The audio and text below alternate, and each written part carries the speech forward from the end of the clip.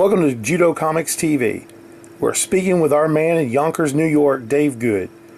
Welcome back, my friend, and Happy New Year. And Happy New Year to you, Vance. You've had me draw classic movie monsters before, and this year is no exception. This is classic, all the way down to McDougal's House of Horrors. Dr. Judo meets the classic monsters. How cool is this? Tell us about this, Dave. Well, I was just rereading Jeff Rovin's book, Return of the Wolfman, and I just had this crazy idea to have Dr. Judo fighting several of the Universal monsters, the classic Universal monsters, in McDougal's House of Horrors. And if you have ever seen Abbott and Costello meet Frankenstein, you know exactly what I'm talking about with McDougal's House of Horrors. Now, Rovin's book, Return of the Wolfman, more or less begins right after Abbott and Costello meet Frankenstein ends. Oh, wow. And that's where the basic idea came from. That is cool. Now, when was this book published? That was in 1998, so it's like about 50 years after Abbott and Costello Meet Frankenstein was released. Oh, wow. The artwork you had me do, of course, Dr. Judo, is based like in the atomic age of comics. About what year, roughly, would this story have been taking place?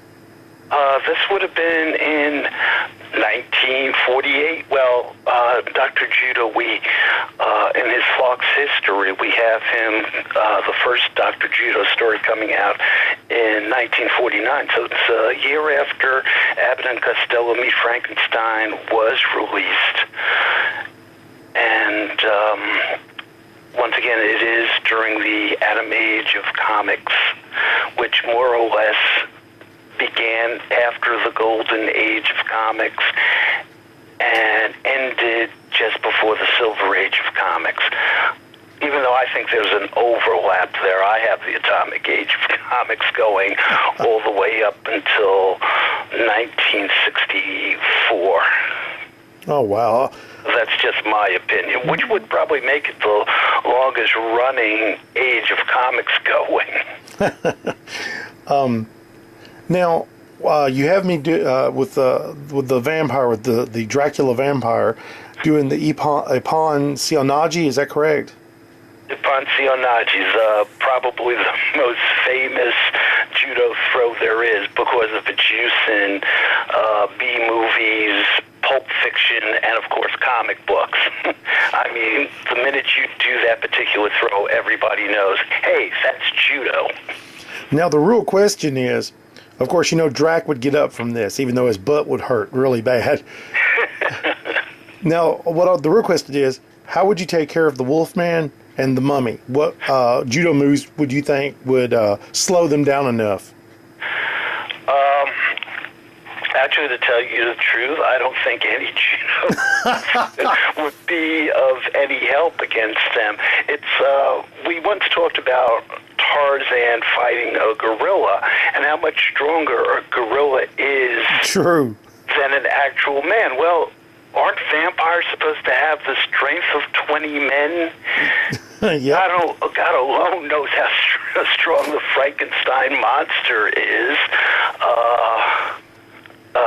I don't think anybody's ever measured how strong a werewolf was, but, you know, they have that animal fury in them. And whereas judo can help you against a bigger, stronger opponent, it's not like you're using 7 units of strength against 10 units of strength. We're talking, they're more or less off the chart. This is true. So, realistically, nothing's going to help you against them. The line on the cover you wrote is just brilliant. It's a good thing that these guys are only actors. If they were the real McCoy, I don't think even judo could help me. Exactly. Exactly. In comics, anything can happen. So just about any move that you would use against them would be plausible, just as long as you remember, hey, gang, this is a comic book. Yep, true. And I did, we talked about this on the phone a few days ago when we was discussing this cover. The Frankenstein is not there, and our fans know the reason why, and they were using the mummy instead. Well, for one thing, we've used the Frankenstein monster so many times. I said, you know what? Let's just keep him out of this one. Another reason is watching Abbott and Costello meet Frankenstein. They go up against the three classic Universal monsters: Dracula, the Frankenstein monster, and the Wolfman. There's no mummy in that movie. True. I always, I kind of miss the mummy. He's one of my favorites. Oh, yes. I probably prefer him even over Dracula. But I thought that the mummy would be at least an exhibit in McDougall's House of Horrors. So I said, hey, let's add the mummy. Let's put the mummy in there. Great. And you know how much I enjoy the classic Universal Mummy series. That's my favorite of the bunch. Yeah, it's to me, it's between the Mummy and the Wolfman, and I refer to the Wolfman, and then after the Wolfman, we have Frankenstein meets the Wolfman. You have House of Frankenstein. You have House of Dracula, and then you have Abbott and Costello meet Frankenstein, and I consider those to be the Larry Talbot saga. Oh, yes. Larry Talbot is the one consistent in all of those movies. Those 5 movies basically tell the story of Larry Talbot, the tragic Wolfman. Me and some friends were talking one afternoon when I worked at the manufacturing plant, and we were saying that you could compare the Universal classic monsters to early Marvel Comics superheroes of the Silver Age, and the fact that they're all tragic and they're flawed. Oh yeah. Oh yeah. Well, Kirby, and let's throw Stan's name in there too, because Stan has his fans. But when they created the Incredible Hulk, of course, there's more than a slight physical resemblance between the early Hulk and the Frankenstein monster from Universal. He's sort of like a werewolf in those early stories. Remember, it wasn't the Hulk gets mad and hulks out back then. It was like he would change at nightfall. Exactly, yes. I was thinking about, with Dr. Judo, as the stories progress, as we're working on more covers, where do you think that as he entered the Silver Age, or if he even got that far in our fictitious universe, what kind of things would be happening in his world, do you think?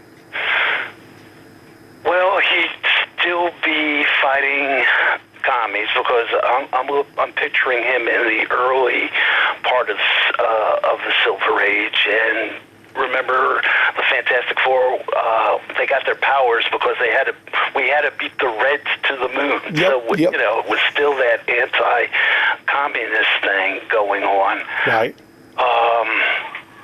No, I think Dr. Judo would more or less be fighting the same type of villains that, say, a Daredevil or a street-level superhero would be. I mean, I wouldn't have him fighting Galactus. True. Trying to use a judo chop against Galactus, but yeah, he'd be fighting street crime. That would be cool. Now, as we get further into the 60s, of course, Mr. Incognito shows up.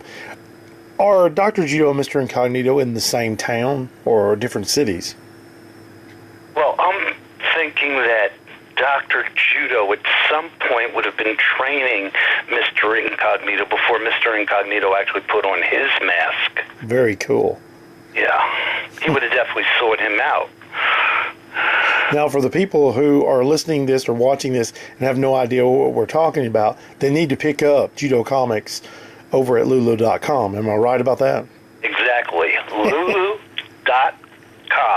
You the man, sir. You the man. LULU.com. That's right.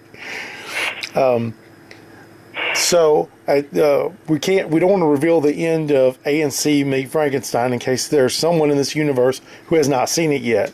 Can you imagine that? Somebody who hasn't seen Abbott and Costello meet Frankenstein, but I'm sure there is somebody out there who hasn't. Oh, I agree. I mean, there's kids growing up who are becoming the next generation of monster kids, and they're going to see this, and they're going to be like, oh, that ending, that surprise ending. Right. Marvel movies, they don't have the lock on that. You can go back to A&C. They got the lock right there. Like I said, Jeff Rovin's book, Return of the Wolfman.